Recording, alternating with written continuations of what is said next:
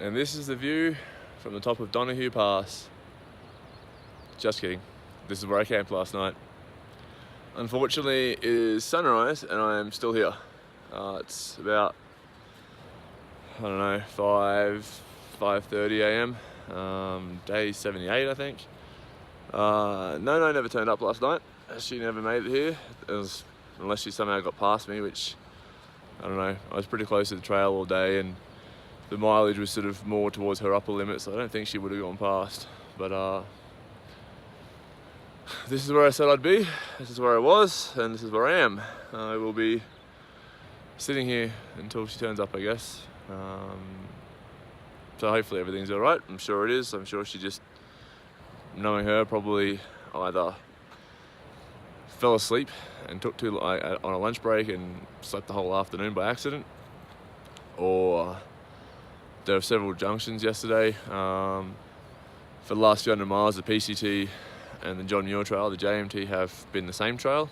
Yesterday they were split at a few points, so she can sometimes get a little bit too focused on the trail in front of her and not really notice what's around her. So she may have just wandered straight past the junction onto the JMT, or who knows where, missed the junction, missed the turn, I don't know. Either way, I'm pretty sure she's still behind, and I guess I can't really go anywhere because this is the last place she knew I was going to be, so I'll have to stay here. Kind of reminds me when I was dirt bike riding with a mate of mine, Chris, and he was trying to get me to ride sand, and I hate riding sand. I suck at riding sand. I suck at riding off-road, to be honest, but I mostly suck at sand. And he was trying to get me to practice, and as a prank I was like, or we could go back down this trail, and just spun a 180 and took off down a trail expecting him to chase after me. I rode for about half an hour before I was like, oh, he's not catching me, and then decided he obviously wasn't following. So I turned around and went back and found him sitting pretty unimpressed on his bike exactly where I left him, saying that was, you know, if he'd taken off after me and we'd taken different turns, we'd have got separated and never found each other again. So the best thing for him to do was to stay exactly where he was when I left him. So I guess the same kind of applies here. This is where I said I was going to be. I can't really go anywhere else until we figure out something else. So with any luck, she'll turn up soon, or some other hikers will turn up and say they've seen her and she's on her way, or I'll get some kind of confirmation that she's in fact back there. So for now, I'll sit here and continue to feed the mosquitoes. Well, that is frustrating.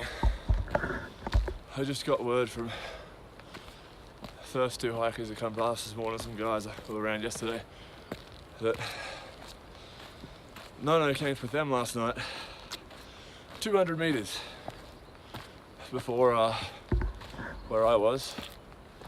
I was exactly where the marked camping on the Gut Hooks app was, the last one before the pass, exactly where I said I was going to be. She put up 200 meters before that and camped. And then they said this morning when they got up, she was gone. So they got up at 5 and her tent packed up, everything already gone. So that means she came past, probably while I was still lying there waiting.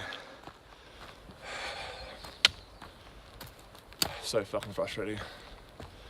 So now, instead of just going over the pass while everything would be frozen, I'm still 3.5 miles away, and it's already daylight. So I'm gonna have to deal with the last of the tall passes in the fucking slush. God damn, I'm frustrated. I've been thinking about going back to hiking on my own for quite a while now. It's just simpler. Not on a hike well through the desert, and first of all through the desert because we just always ended up in the same place at the same time. Never really organised it, just had very similar ideas on where, when and how, and it just worked out that way. We very rarely hiked together during the day, but we always wound up at the same place. So the area's been more challenging because it's meant that, because of the creek crossings and the passes, which you really don't want to be doing alone, or you shouldn't be doing alone, we've had to sort of force ourselves to adapt to each other's hiking styles, which unfortunately for her has meant more adapting to my hiking style because she's a little more compromising than I am. Anyway, it's been interesting, but we've managed to get through it so far. But now I'm definitely frustrated over something as simple as that. It's not like, you know, she was tired and had to pop several miles beforehand. And I understand some days you're just not feeling it. That was actually me yesterday, which is why I was sure she'd make the 18 miles to where I was, and where we had somewhat planned. It wasn't set in stone, but you know, the general idea was always get to the last camping before the pass. But oh, here I am doing the pass solo in the slush. Well, hopefully not the slush, but given the sun's already up and at least an hour and a half away. Yeah. Anyway, enough ranting. And this is the top of Donahue Pass. 11,000 feet. Practically ran up here. Actually passed none on the way. We had some words. I would say I'm probably being quite immature about it, I'd say. Being annoyed. I probably shouldn't be as pissed off as I am, but you know, hearing her side that she was just exhausted and just didn't want to go any further. I sort of explained that it would have been nice if she'd just dropped her pack and done the extra 0.1 to where I was to let me know she was okay. We could have figured it out today, but she said she didn't know where I was going to be. Anyway, top of Donahue Pass. Sunny, warm, melting rapidly, so I'm getting the hell out of here. So I thought I'd missed my window for a frozen lake to swim in. This one's not very frozen, but it is still ice, so I'm going to go for a swim. My shoes are already soaked, so that's why I'm wearing them. So this might be a little chilly.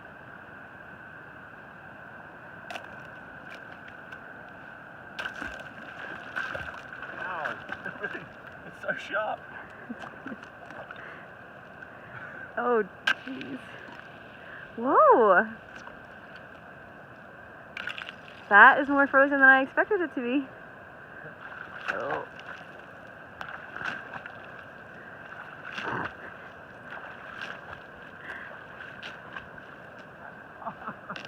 It's so slippery. Yeah, that's crazy.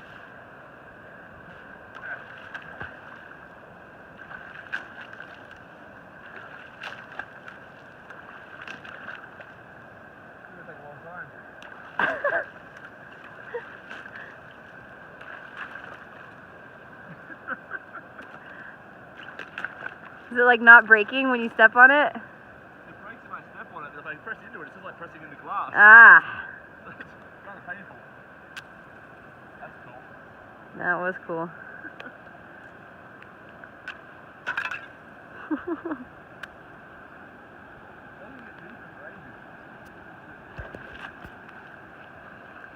You want to just squat down there and call it swimming?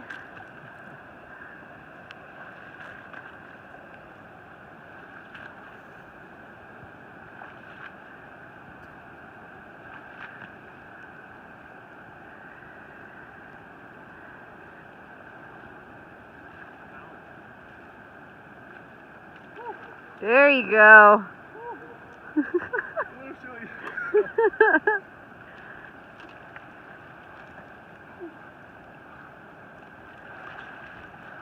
Alright, come here.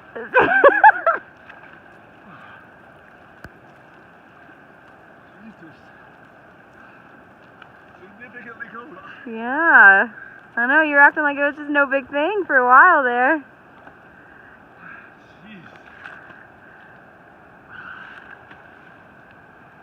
Something cool, when you dived in, like I heard the ice crack like over here, and actually you can see it.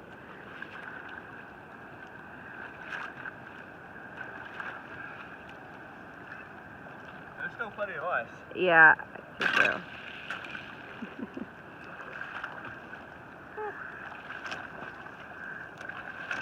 What I did not anticipate is how sharp it is on your shins. We'll learn something new every day. Jeez, that thing looks dangerous. Ooh.